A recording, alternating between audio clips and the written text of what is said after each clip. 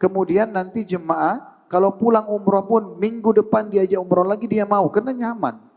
Hotelnya nyaman, transportasinya nyaman, makanannya juga enak semuanya gitu ya. Jadi perlu Anda perhatikan poin ini. Selama Allah kasih kemampuan, maka maksimalkan. Itu infak dan sedekah buat diri Anda sendiri. Ingat, dalam sebuah hadis yang sahih, ada seorang sahabat mengatakan, ya Rasulullah, saya punya duit nih. Saya punya dirham. Siapa orang yang paling pantas saya sedekahkan? Kata Nabi SAW, dirimu dulu. Pakai buat dirimu. Beli baju yang bagus, makan yang layak, transportasi yang cukup. Tapi tidak mubazir, tidak berlebihan. Bukan juga untuk sombong. Selama kebutuhan silakan. Saya masih punya ya Rasulullah anak-anakmu. Saya masih punya ya Rasulullah istrimu. Saya masih punya ya Rasulullah pembantumu. Saya masih punya ya Rasulullah, kata Nabi SAW, setelah itu kau lebih tahu siapa yang kau akan berikan. Tapi kita perlu mengeluarkan buat diri kita sendiri. Berangkat haji dan umroh buat kenyamanan diri kita. Dan Allah akan mengganti juga dengan rezeki yang lebih besar daripada apa yang sudah kita keluarkan. Ini kurang lebih gambaran dari kami. Bagi Bapak Ibu mungkin sebagai penutup di pertanyaan ini. Bagi Bapak Ibu yang berminat untuk membawa anak-anaknya masih kecil, secara hukum syar'i boleh. Walaupun belum balik ya, umroh dan haji. Pahalanya untuk orang tuanya. Sebagaimana dalam riwayat yang sahih, Nabi Muhammad SAW waktu sedang haji, beliau bertemu dengan satu kelompok suku Arab, pas mau masuk ke Mekah ketemu. Karena waktu itu belum ada kamera, mereka tidak tahu wajah Nabi Muhammad SAW. Maka Nabi tanya, siapa kalian? Kata mereka, kami adalah suku ini dan itu. Lalu mereka bertanya, Anda siapa? Kata Nabi SAW, saya adalah Rasulullah. Maka mereka sangat gembira karena ketemu dengan Nabi. Ada seorang ibu angkat anaknya yang masih kecil, dia mengatakannya Rasulullah. Apakah ada haji buat anak kecil ini? Belum balik. Kata Nabi SAW, iya. Dan pahalanya untukmu. Hanya saja perlu difahami poin penting, haji yang dikerjakan dan umrah oleh anak kecil, itu yang belum balik tidak menggugurkan kewajiban mereka setelah mereka balik. Ya, tidak menggugurkan kewajiban pada saat mereka balik. Juga perlu saya tambahkan satu poin juga berhubungan dengan masalah travel, gabungan dengan jemaah. Ibadah umrah selama ini Anda dengar hukumnya sunnah. Ya. Perlu Anda garis bawahi poin penting, pendapat Ibnu Abbas radhiyallahu anhu dan pendapat Imam Syafi'i, umrah pertama itu hukumnya wajib. Sebagaimana wajibnya haji. Umrah yang kedua sama dengan hukum haji kedua, baru sunnah. Jadi tidak boleh orang yang punya kemampuan secara fisik dan harta menunda umrohnya, nggak boleh. Umrah itu hukumnya wajib. Karena mereka berdalil dalam surah Al-Baqarah 197 Allah mengatakan watimul hajja wal umrata lillah. Sempurnakanlah haji dan umrah karena Allah. Kata Ibnu Abbas, kalau seandainya umrah bukan wajib, maka tidak layak dipartnerkan dengan haji. Allahu a'lam. Ya. Masya Allah, lengkap banget penjelasan tentang fikih dari Ustadz kita, Ustadz Khalid Basalamah.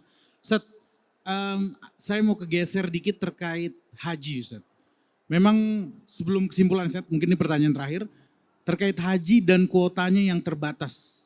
Bagaimana sikap kita menyikapi hal tersebut Ustadz? Dan bagaimana pendapat Antum terkait haji furoda dan haji plus Ustadz? Silakan. Ya, untuk travel, teman-teman travel selalu berada di ranah yang resmi. Ya. Ranah yang resmi, jangan pernah masukkan diri Anda ke sebuah ranah yang berbahaya secara hukum. Gitu ya. Furoda, mujamalah, kota, semua itu selama memang yang ada resmi silakan. Kenapa tidak gitu ya? Kita bisa melakukannya, tapi jangan melakukan inisiatif-inisiatif tertentu seperti menggunakan visa ziarah yang dilarang gitu ya. Karena visa ziarah bisa dipakai sepanjang tahun tapi bukan untuk haji. Ini yang kemarin banyak ditangkapin nih. Ya. Kurang lebih tahun lalu ini ditangkap 200.000 lebih orang yang datang dengan visa ziarah. Ada orang yang nyelundup masuk dengan tanpa visa. Atau dengan visa umroh tinggal dari Ramadan sampai haji, ini semua jangan dilakukan. Ya, jangan Anda mencoreng ibadah yang mulia ini dengan pelanggaran-pelanggaran. Peraturan pemerintah wajib dipatuhi di negara kita tinggal atau di negara yang kita mampir. Surah An-Nisa yang berbunyi, ya ayyuhalladzina amanu atiiullaha wa atiiur rasulahu wa ulil amri minkum. Hai orang beriman, taatilah Allah, taatilah Rasul dan taatilah pemerintah setempat. Maka ini berlaku bagi pemerintah kita. Kita di warga negara Indonesia wajib patuh pada pemerintah kita selama tidak melanggar hukum agama. Semua harus kita ikutin.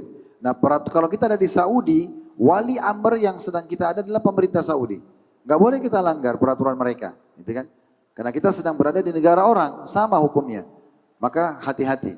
Jadi tetap menggunakan yang resmi. Furada nggak ada masalah. Sebatas ilmu saya, pengetahuan saya tetap ada, ya. Furada dan mujamar itu tetap akan ada, karena ini sudah sekian tahun ada.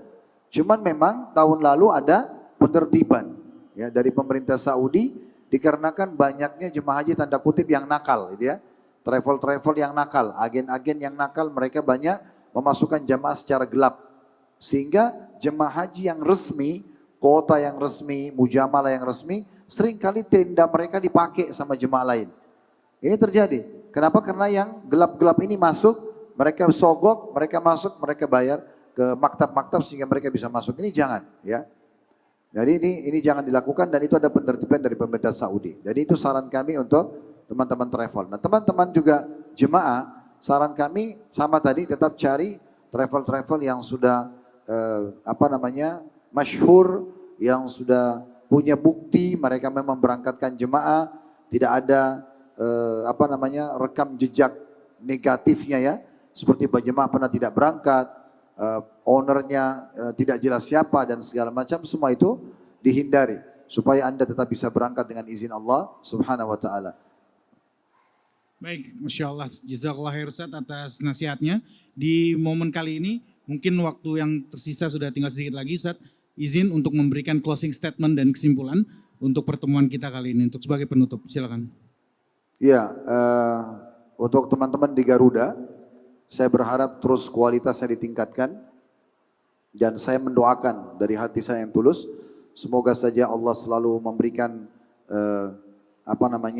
ide-ide dan juga tambahan skill keterampilan bagi setiap individu ataupun secara kualitas maskapai, gitu ya.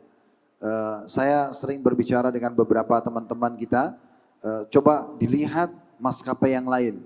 Kira-kira apa kelebihan dari maskapai yang lain, lalu kita bisa menarik, ya, supaya bisa juga untuk kita, ya.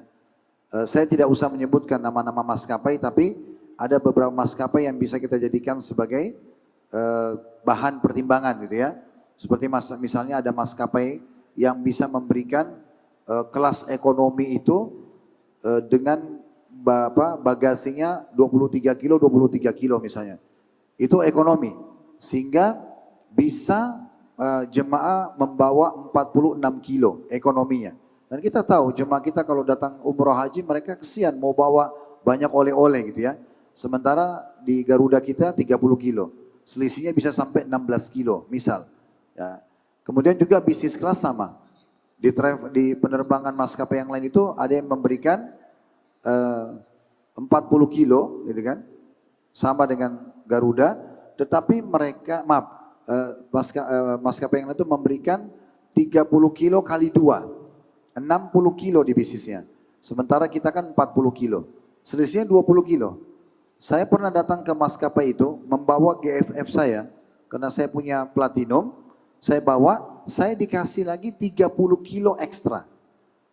Artinya saya bisa membawa di bisnis kelas 90 kilo lebih. Punya saya sendiri. Padahal saya pakai kartu GFF. Itu di maskapai lain, gitu ya.